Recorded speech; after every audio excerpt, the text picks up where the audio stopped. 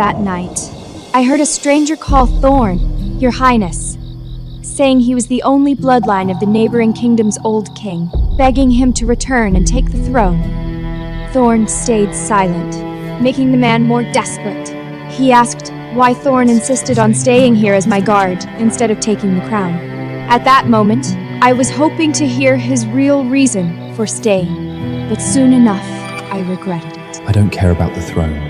I hid my identity as the crown princess and became Sylvia's guard just to be closer to Lyra.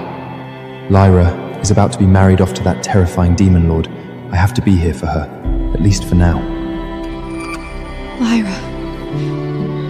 It was all for Lyra. For Lyra, he would throw away a kingdom. For her, he would suffer by my side. In that moment, I finally realized just how pathetic I had been. To survive even 1 second longer in that deadly forest, I have to hoard as many high-tier healing potions as possible. I ask Thorn to go with me to the potion market. He refuses, completely confused. Your Highness, I'll keep you safe. You won't get hurt.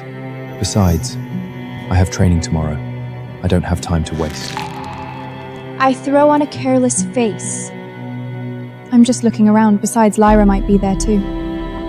Princess Lyra's buying potions too? What happened to her? Is she hurt? Seeing his unfiltered concern, I turn around immediately, choking down my grief, and leave. But in fact, if Thorn had just asked me one more question, I would have told him the truth. Too bad I overestimated my place in his heart.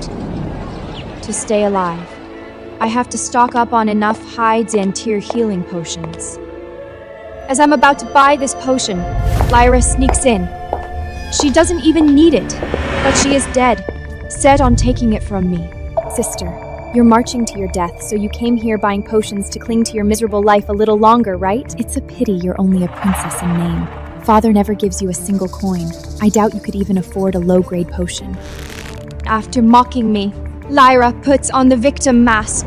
Sister, could you please let me have this potion? After all, I don't have a strong guard like your Thorn to protect me. I'm so scared of getting hurt. I toss a bag of magic crystals onto the counter. This potion is mine. Lyra shakes with rage. She tries to outbid me, but it is useless. She can't have more money than me. I'll pay triple! 5 times the price. Lyra thinks an unfavored princess, like me, can never afford it. But she doesn't know that her doting father has already given me most of the royal treasure. There's no more money left for her to squander. Honestly, seeing her so defeated is the first time I feel that good in a long while. However, Thorn can't stand seeing Lyra upset. For her, he is even willing to accept his true identity and pull out the token of the Crown Prince of the Northern Winter. Following his hint, the shop owner turns to look at me. Apologies, Princess Sylvia. Everything in my shop has been bought out by the Crown Prince of the Northern Winter. He specifically ordered that they be given to Princess Lyra. I clench my fists, choking down my humiliation to question the owner. He simply unties the rough pouch the clerk brings over and dumps it on the counter. Over a dozen perfectly cut, glowing mana crystals roll out. This kind of pure crystals is just too rare. Only the Northern Winter Kingdom has this kind of wealth. Princess Lyra is so charming. I can't believe she caught the eye of the Crown Prince. Meanwhile, Princess Sylvia always pushes her sister around. See? Good things only happen to kind-hearted people like Princess Lyra. The crowd's mockery and pointing drown me like a tidal wave. Lyra grabs the potion with absolute delight. Oh my, I'll just have to take it, sister. We're family after all. Just beg me when you need it, and I might spare 1 or 2. Lyra's flaunting, and the crowd's disgust feel like loud slaps across my face. But what chills me to the bone is the man who orchestrates it all. Thorn. To make Lyra smile, you turned me into a public laughingstock. I blink back my tears. Thorn, from this moment on, you're nothing but trash to me, ready to be thrown away. Your Highness! After fleeing that nauseating market, I go to the Royal Colosseum. I have to seize every chance to train my survival skills. Your Highness. What are you doing here? I've taken a sudden interest in swordwindsmanship and wanted to practice. Since you're here, spar with me. Thorn still doesn't agree. Your Highness, I'm your guard. With me around, you'll never be in danger. There's no need for you to learn this. Thorn gets even more impatient with me. This is exactly what I should be learning. He can't even be bothered to make up a decent excuse anymore. Your Highness, you're acting peculiar today. What is going on? Instinctively, I want to tell him, but Lyra shows up again and cuts me off. In that split second, Thorn's eyes shift to her.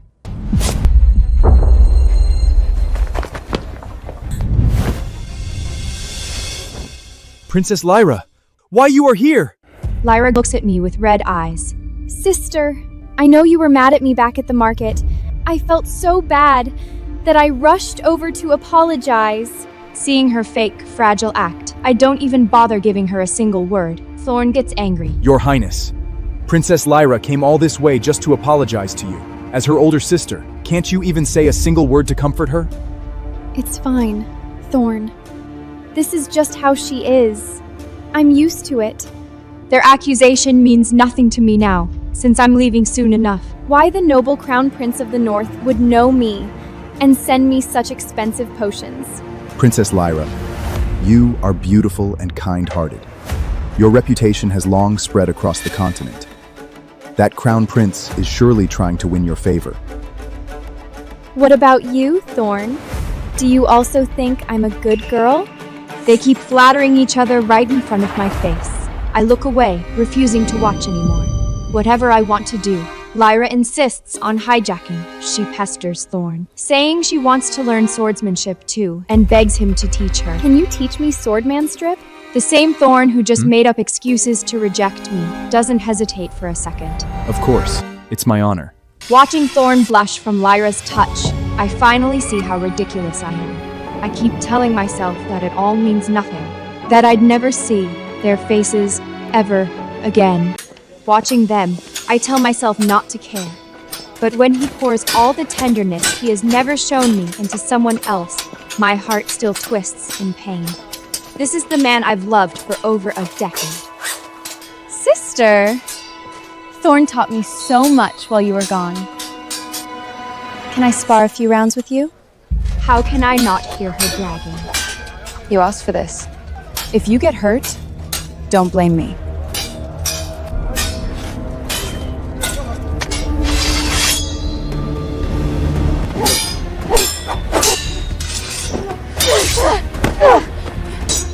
A few moves in, Lyra is out of breath. The loud crash of metal echoes in the Colosseum, but no one notices that her flying sword has perfectly snapped the rusted chains on the monster cage. I raise my sword again. She screams and collapses on the ground.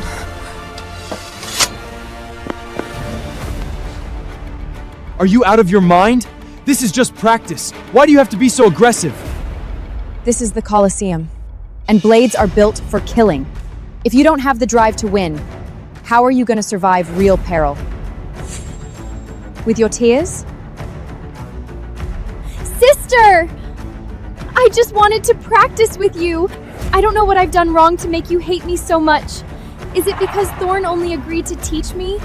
Then I promise you, I'll never touch a sword again. What is wrong with you today? Why do you keep talking about dying and surviving? How many times do I have to say it? You're a princess. You don't need to wield a sword. I need it. I'm about to leave for hell, but I couldn't say that out loud.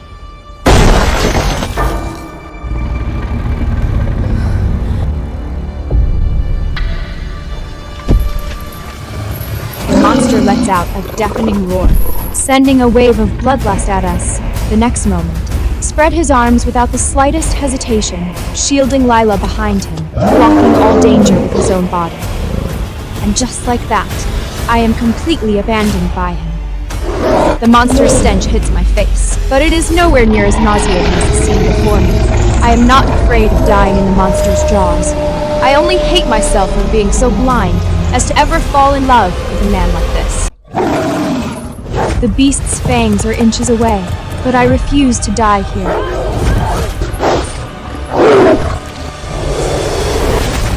The agonizing pain tears at my nerves, but it also makes one thing crystal clear. From the very beginning, the only person I can rely on is myself.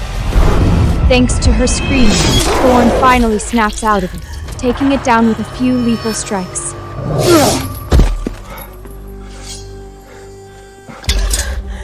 Your Highness, are you alright? Looking at his face just feels incredibly ironic. With my last ounce of strength, I swat his hand away in disgust. He just looks at me, totally confused.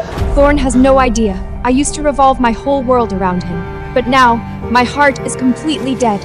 I give him one last cold glare before my strength gives out entirely. And everything fades to black. When I wake up, before I can even catch my breath, that nauseating sobbing fills my ears again. Sister, I'm so sorry. It's all my fault. I shouldn't have knocked your sword away. But Thorn, you're my sister's personal guard. Why did you instinctively protect me when things got dangerous? My sister got hurt so badly because of me, she's definitely gonna hate me even more. Your Highness, it all happened so fast. Princess Lyra was closer, so my instincts kicked in to protect her first. Besides, aren't you partly to blame? If you hadn't scared Lyra during the duel, her sword wouldn't have snapped the monster's chains. Instincts, right? You can't fake your gut reaction in a life or death moment. I furiously tell them to get lost, but I accidentally knock over the candlestick. She yelps, looking even more victimized. Sylvia! Are you crazy? A tiny spark hits Lyra's dress, and he acts like the sky is falling. Watching him frantically carry her away, I finally let go of all hope for him. Whatever. Nothing and no one in this royal city will have anything to do with me soon anyway, because today is the day I leave for the Elven Forest. There is no place left for me in this huge palace. I take one last look at the contract signed with the Demon Lord and walk away. It is not like anyone will care anyway.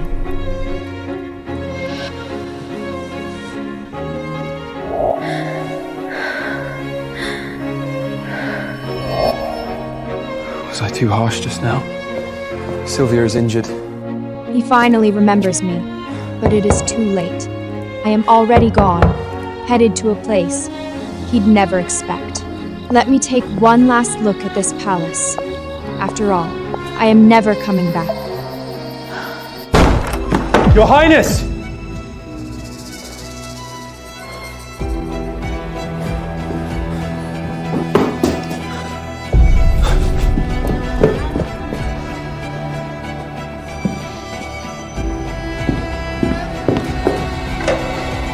Thorn finally realizes I am leaving, but it is all too late.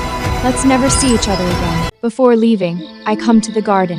It holds so many memories of me and Thorn. Mostly unhappy ones, though, but none of that matters now.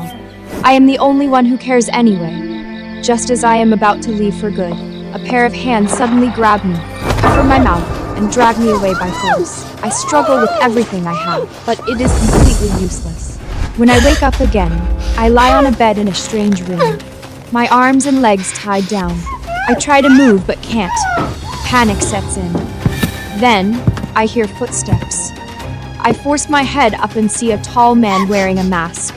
He picks up a candle that has been burning for a while and slowly tilts it, getting ready to drip the hot wax on me. That is when I see it, the familiar scar on his hand. The moment I recognize that scar, I completely break down. The masked man trying to torture me is Thorn.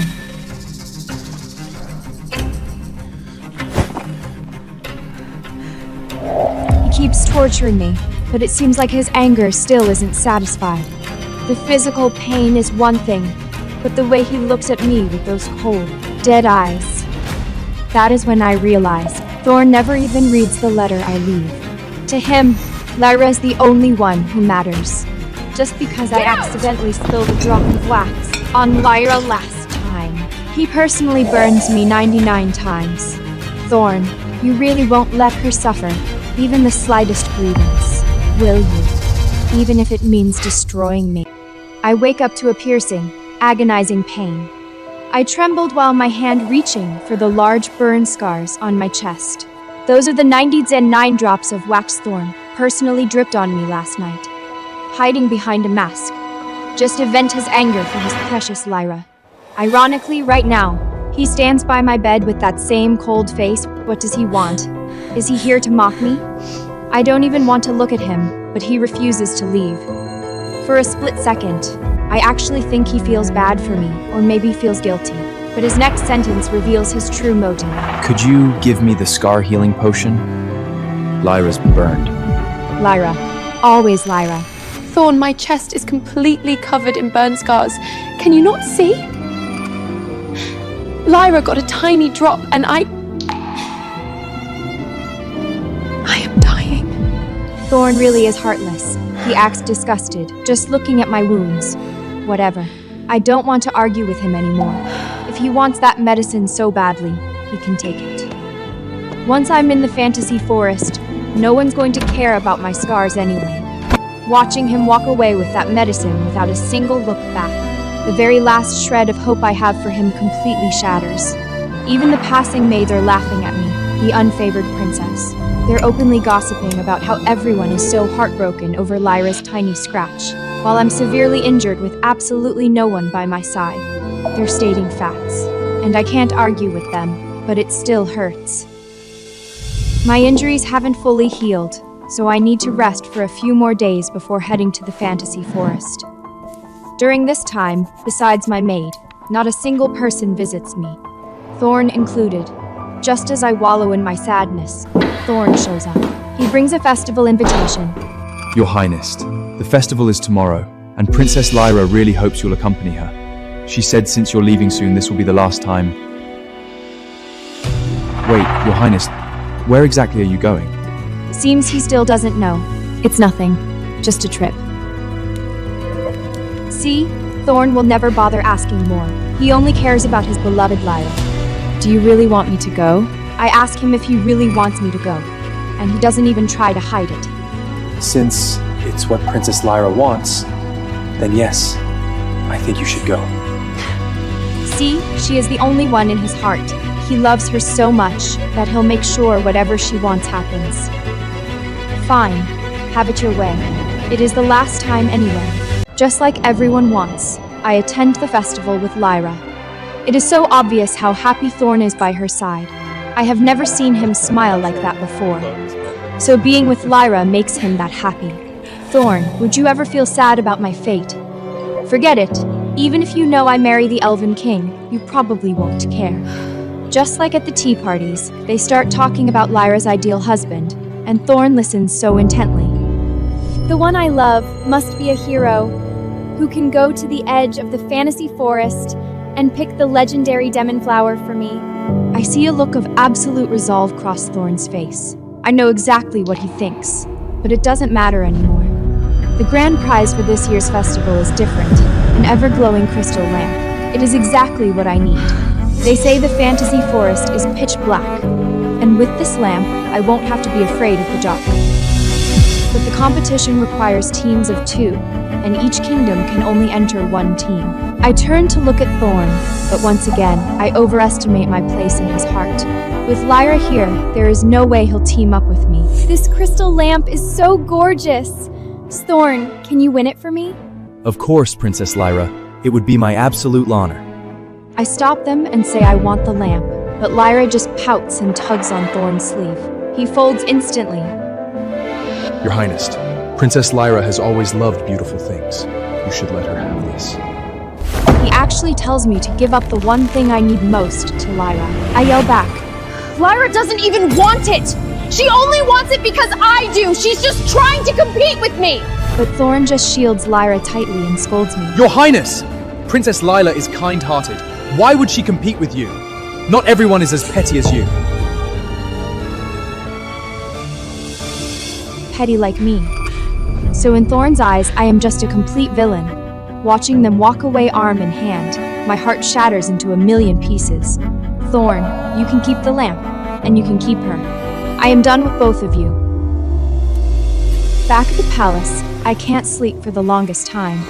Probably because I am too heartbroken. I wander the halls, replaying old memories of me and Thorn. Then, out of nowhere, I run into him coming back injured. I instinctively rush to check on him. Are you alright? I'm fine. I just took a fall.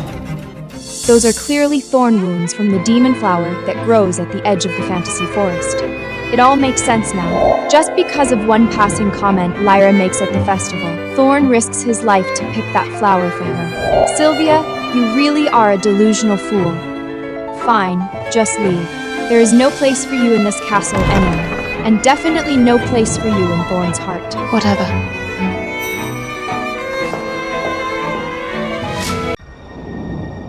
My father calls me in today to confirm the final ceremony, but I don't expect to run into Lyra here. Sylvia, you can never beat me at anything. Just like your pathetic mother.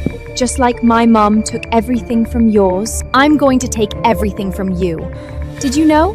Thorn stayed up all night picking this for me, just to make me smile. You're exactly like your mother. Destined to lose. She wants to piss me off, and it works! I couldn't take it anymore and slapped Layla. She fell to the ground at once. At Sylvia! this point, how can I not see it? This is all just another act by Lyra, her classic trick. No one is on my side. I'll never forget the way Thorn looks at me. He doesn't care about my feelings at all, dumping all his rage over Lyra's injury entirely on me. Sylvia! You've gone too far. Someone like you doesn't deserve to be loved. That is the first time Thorn actually calls me by my name, and it is just to say something so vicious. I don't deserve love. Well, they certainly don't deserve mine. After today, I am leaving this city and Thorn behind for good. Forget it, Sylvia. Just say goodbye. There is nothing here worth staying for. Just as I am saying my goodbyes, Thorn actually comes to find me. It is the first time since he became my guard. For a second, I even hope he is here to apologize. But I am wrong. The look in his eyes tells me he is just here to defend Lyra. Seeing that look, I remember that night in the strange room. Behind the mask, he looks at me with those exact same eyes. What? Are you going to slap me 99 times now too? I see the shock in his eyes. Right? He has no idea I already know who he really is. Your Highness, what are you talking about? Nothing. I keep my mouth shut. I am leaving anyway, so let him play Lyra's knight in shining armor for the rest of his life. But what he says next completely freezes my heart. Your Highness, I'm begging you. You have everything. Please stop bullying Princess Lyra from now on. I have everything. His precious Lyra steals everything from me. My father, my lover, even my mother is killed by her and her mom. If it isn't for her, am I this hated princess? Does everyone mock me?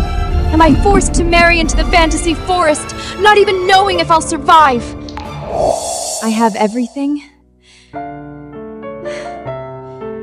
Tell me, Thorn. What exactly do I have right now?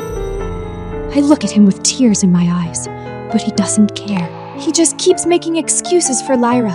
He even thinks I blame her for stealing him from me. He tells me his heart is small and only has room for Lyra, and that I should just let go. I get it. So I decide to let go. Goodbye, Thorn. Tomorrow you can finally be with your beloved Lyra. I won't be in your way anymore. When I tell him I am letting go, Thorn visibly breathes a sigh of relief. For the first time, he actually smiles at me. Then he notices my packed bag sitting in the corner. Your Highness, are you heading to the Summer Palace for a while? Thorn, you really still have no idea what is about to happen. You actually think I am just taking a vacation. But that is fine. At least I won't have to watch how happy you are to be with her. Yeah. I'll go pack my things right away. No need. You're still hurt. Stay in the city this time. I'll just find another guard. I see it. I see that flash of joy in his eyes. Your Highness, while you're away, could I be reassigned to guard Princess Lyra? He really is thrilled. He can stay by Lyra's side. Sometimes, I am actually jealous of Lyra. She has Thorn completely wrapped around her finger. I agree. He doesn't matter to me anymore. Sure. Go protect whoever you want.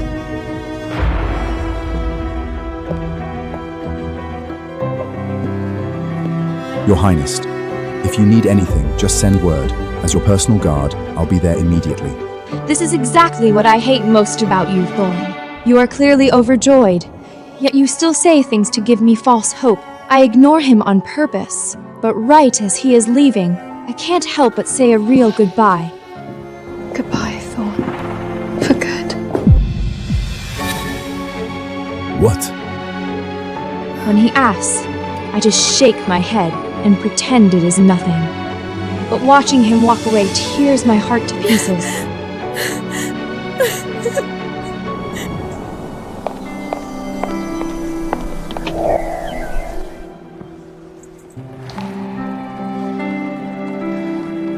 Goodbye, Thorn. I hope we never see each other again.